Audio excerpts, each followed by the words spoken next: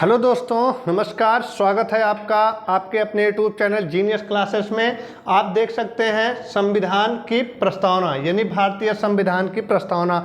आज आपका टॉपिक है भारतीय संविधान की प्रस्तावना। धीरे धीरे करते हम अनुच्छेद की तरफ बढ़ने वाले हैं, यानी कि स्टार्टिंग में हमने अनुसूची याद कर लिया, भाग याद कर लिया, उसके बाद संविधान के स्रोत याद कर लिए हैं। आप 10 मिनट की वीडियो है, एक बार अगर देख लेंगे तो उम्मीद करिए आप बिल्कुल भी भूलेंगे नहीं। एकदम ट्रिक के द्वारा आपको याद करा दिया गया है। तो 10 मिनट बहुत ज़्यादा टाइम नहीं देना है आपको, मात्र 10 मिनट देखना है और कुछ ना कुछ आपको याद हो जाएगा। और आप किसी भी टाइम देख सकते हैं, कोई बहुत बड़ी चीज़ नहीं है। 10 मिनट लेकिन आप देखिए ज़रूर। एक बार आप वीडियो को देखेंगे तो उम्मीद करिए आपको याद हो ही जाएगा। तो चलिए आज आपको बताते हैं भारतीय संविधान की प्रस्तावना। हमारी क्लास आज 5 है, याद कराने की फुल गारंटी है। सिर्फ आप वीडियो को पूरा एक बार देखिए, आपको याद हो जाएगा। 2 बातें हैं संविधान की प्रस्तावना से। सबसे पहले आपको 2 बातों में ये याद रखना है कि जब भी पूछा जाएगा कि प्रस्तावना, तो एक चीज़ होता है आपका स्रोत, यानी कि पहला क्वेश्चन आपका बनता है कि प्रस्तावना का विचार क्या लिया गया भाई? प्रस्तावना का विचार। और दूसरा है प्रस्तावना की भाषा। दूसरा है आपका प्रस्तावना की भाषा। प्रस्तावना की भाषा। हमने जब आपको स्रोत बताया वहाँ भी याद कराया कि प्रस्तावना का विचार कहाँ से लिया गया है और प्रस्तावना की भाषा कहाँ से ली गई है। तो आप एक बार रिवाइज करिएगा स्रोत को। हमने आपको बताया था जब विचार की बात करेगा तो हम बड़े के पास जाएंगे और जो बच जाएगा वो क्या हो जाएगी? भाषा हो जाएगी। तो हमारा प्रस्तावना का विचार कहाँ हो जाएगा? अमेरिका, यानी देश कौन सा बड़ा है? अमेरिका। तो प्रस्तावना का विचार कहाँ से लिया गया? अमेरिका के संविधान से लिया गया है। और प्रस्तावना की भाषा कहाँ से ली गई है? तो ये आपका हो जाएगा ऑस्ट्रेलिया से हो जाएगा। उम्मीद करते हैं इतनी बात आपको समझ में आ गई है। आपकी जो प्रस्तावना लिखी गई है वो आपके उद्देश्य प्रस्ताव से ही लिखी गई है। यानी कि संविधान सभा में अगर आपको याद हो तो उद्देश्य प्रस्ताव कब पेश किया गया था? तो उद्देश्य प्रस्ताव आपका 13 दिसंबर 1946, 13 दिसंबर 1946 को। और किसके द्वारा पेश किया गया? तो पंडित जवाहरलाल नेहरू। पंडित जवाहरलाल नेहरू के द्वारा पेश किया गया था। अगर इसकी बात की जाए कि उद्देश्य प्रस्ताव संविधान सभा द्वारा लागू कब हुआ, ये हो जाएगा आपका 22 जनवरी 1947। 22 जनवरी 1947 को ये लागू किया गया।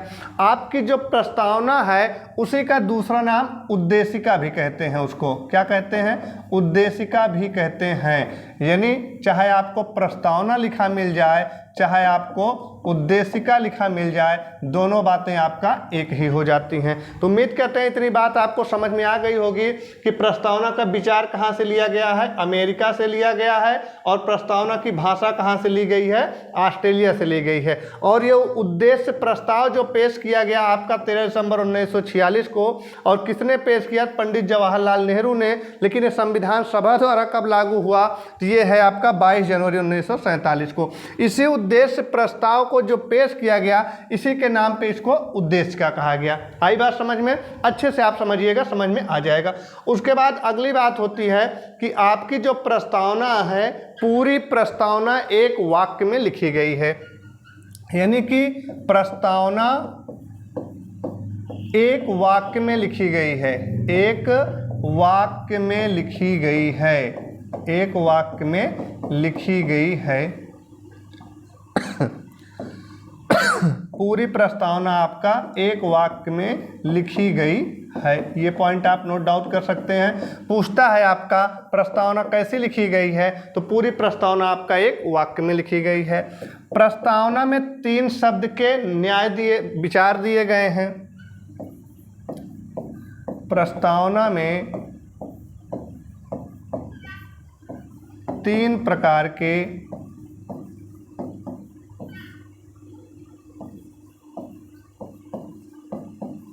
न्याय दिए गए हैं,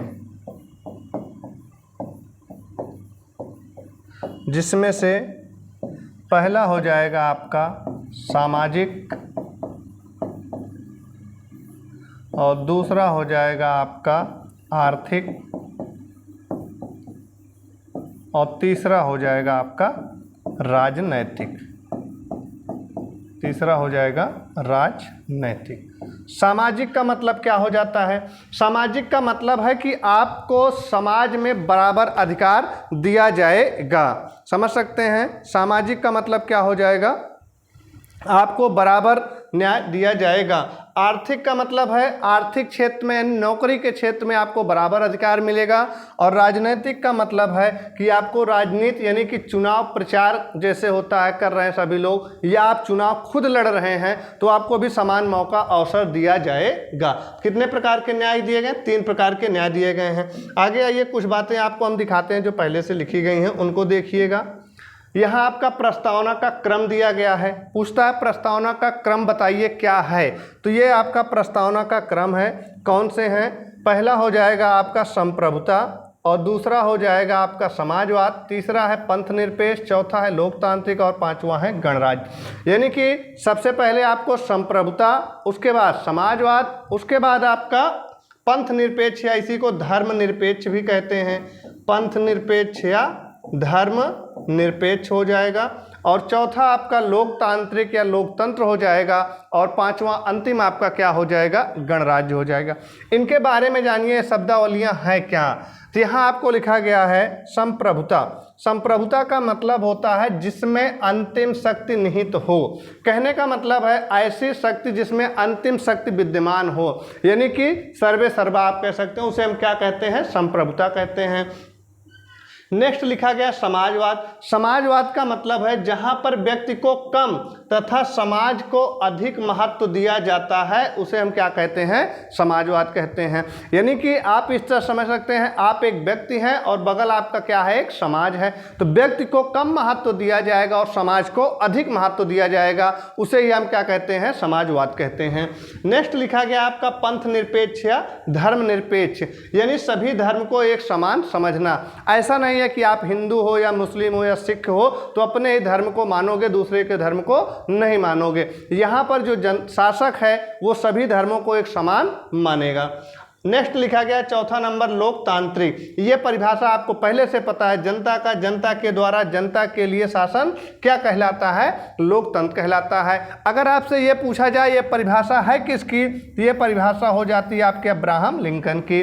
अब्राहम लिंकन आपके अमेरिका के पूर्व राष्ट्रपति थे, और अगर ये पूछा जाए इन्होंने ये परिभाषा कहाँ दी, तो ये परिभाषा इन्होंने गेट्सबर्ग में दी थी। पांचवा और अंतिम आपका है जिस देश का प्रमुख जनता के द्वारा प्रत्यक्ष रूप से चुना जाता है उसे हम क्या कहते हैं? गणराज्य कहते हैं या गणतंत्र कहते हैं। समझ गए हैं? ये आपका गणतंत्र हो जाएगा, गणराज्य नहीं होगा भाई, इसको सही कर लीजिएगा। गणतंत्र लिखा गया है, ये आपका गणतंत्र हो जाएगा। चलिए, जिस देश का प्रमुख जनता के द्वारा प्रत्यक्ष रूप से चुना जाता है उसे क्या कहते हैं? हम गणतंत्र कहते हैं। यानी पांचों हेडिंग के बारे में आप समझ सकते हैं। एक बार क्रम फिर से आप देख लीजिएगा। यहाँ लिखा गया संप्रभुता। संप्रभुता का मतलब है जिसमें अंतिम शक्ति विद्यमान हो, उसे हम संप्रभुता कहते हैं। यहाँ लिखा गया समाजवाद। समाजवाद का मतलब है जहाँ व्यक्ति को कम तथा समाज को अधिक महत्व दिया जाएगा, वो हमारा समाजवाद कहलाएगा।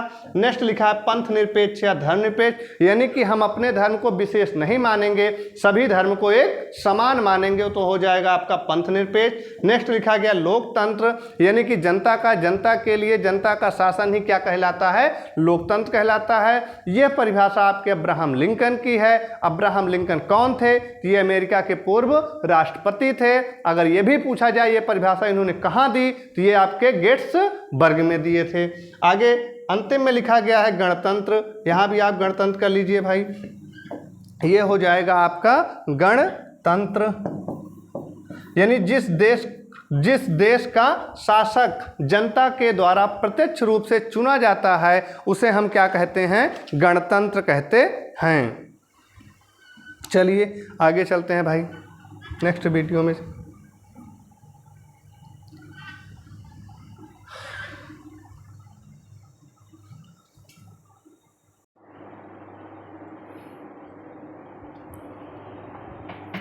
आइए आगे देखते हैं। आप आगे जो आपका लिखा गया है प्रस्तावना में यानी कि कितनी बार संशोधन किया गया है, तो आपके प्रस्तावना में अभी तक मात्र एक बार संशोधन किया गया है। यहाँ पर 2 वाद लिखे गए हैं, उनको सबसे पहले आपको पढ़ लेना है। देखिएगा भाई, प्रस्तावना में 2 आपके सुप्रीम कोर्ट के निर्णय आए हैं, ये लिखा गया है आपका। पहला है आपका बेरूबारी बनाम संघ सरकार 1960 में, और दूसरा है आपका केशवानंद भारती बनाम केरल राज्य 1973 में। इसमें क्या कहा गया ये आप देखिएगा। तो पहला हुआ आपका बेरूबारी बनाम क्या कहते हैं संघ सरकार 1960 में। इसमें यह कहा गया कि प्रस्तावना में संशोधन नहीं किया जा सकता है, और इसका जस्ट उल्टा कहा गया केशवानंद भारती बनाम केरल राज्य 1973 में कि प्रस्तावना में संशोधन किया जा सकता है, लेकिन एक शर्त रखी गई कि उसके मूल ढांचे में परिवर्तन नहीं किया जा सकता है। आई बात समझ में? तो अगर आपसे ये पूछा जाए कि किस वाद के द्वारा संविधान उसमें प्रस्तावना में संशोधन किया जा सकता है, केशवानंद भारती बनाम केरल राज्य 1973 हो जाएगा, ये सुप्रीम कोर्ट का निर्णय आया। और किस वाद के द्वारा इसमें संशोधन नहीं किया जा सकता, ये सुप्रीम कोर्ट का निर्णय कब आया, तो बेरूबारी बनाम संघ सरकार 1960 में। आपकी प्रस्तावना में अभी तक एक बार संशोधन किया गया है, और वो कब हुआ, आपका 42वें संविधान संशोधन 1976 के द्वारा। क्या किया गया था, इसमें 3 शब्द नए जोड़े गए थे। 3 शब्द नए कौन थे? एक था आपका समाजवाद, दूसरा पंथ निरपेक्ष, और तीसरा क्या हो जाएगा, अखंडता। यानी कि अगर आपसे ये पूछा जाए कि आपकी प्रस्तावना में अभी तक कितनी बार संशोधन किया गया है, तो मात्र एक बार संशोधन किया गया है, और वो था 42वां संविधान संशोधन 1976, जिसमें 3 शब्द जोड़े गए, समाजवाद, पंथ निरपेक्ष और अखंडता जोड़े गए। उम्मीद है आपको इतनी बात समझ में आ गई होगी। चलिए आगे चलते हैं नेक्स्ट स्लाइड पे। ये आपने पढ़ लिया विचार और कब लागू हुआ, इसमें आपको कोई दिक्कत नहीं है। प्रस्तावना आपकी एक वाक्य में लिखी गई है, 3 प्रकार के न्याय बताए गए हैं। ये बात याद रखिएगा, प्रस्तावना में भारत शब्द का वर्णन 2 बार किया गया है। जैसे ही आप प्रस्तावना को पढ़ते हैं, हम भारत के लोग, भारत को, यानी कि भारत कितनी बार आया, 2 बार आया है। और संविधान कब अपनाया गया अगर पूछा जाए, तो 26 नवंबर 1949 को अपनाया गया, और पूर्णतः कब लागू हुआ, तो 26 जनवरी 1950 को। जिस दिन संविधान अपनाया गया उसी दिवस को हम विधि दिवस या संविधान दिवस के नाम से जानते हैं या मनाते हैं। इसको हम संविधान दिवस मनाते हैं। पूछा जाता है संविधान दिवस कब मनाया जाता है, विधि दिवस कब मनाया जाता है, तो 26 नवंबर को मनाया जाता है। इतनी बात आपको याद रखना है। जो हम भारत के लोग हैं, ये इसकी अवधारणा कहाँ से ली गई है, तो ये आपकी अमेरिका से ली गई है। और पूछे ये किसकी आवाज़ है, तो ये आपकी रूसो की आवाज़ है। आइए आपको थोड़ा प्रस्तावना दिखाते हैं, क्या है आपकी प्रस्तावना। देखिएगा, प्रस्तावना आपको यहाँ पे मिल जाएगी।